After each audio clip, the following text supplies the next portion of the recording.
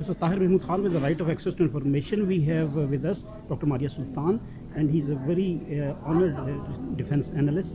What was the outcome of today's conference, Dr. Sabah? The outcome of today's conference was essentially to look at the entire threat perspective which exists between India and Pakistan, and to look at the options which exist in terms of building up peace.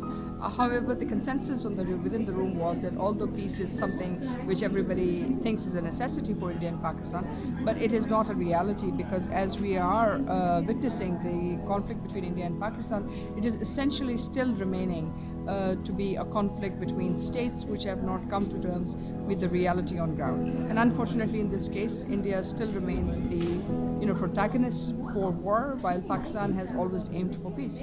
And irrespective of that, peace can only be guaranteed if we can look at our internal and external dynamics, and most importantly, stabilize the situation in favor of Pakistan.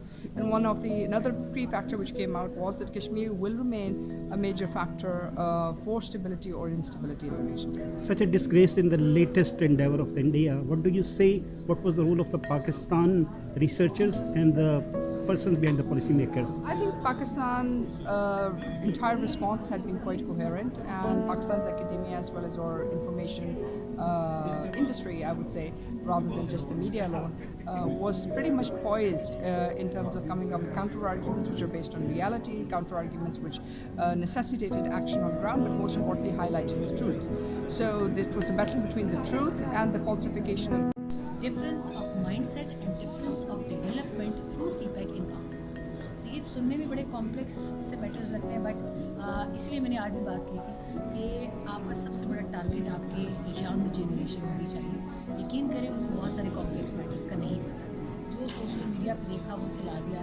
अगर ये चीज़ें आप उनको सादा अल्फाज में खोल कर बता दें, दे कम टू नो कि हमारे हक में क्या हो रहा है,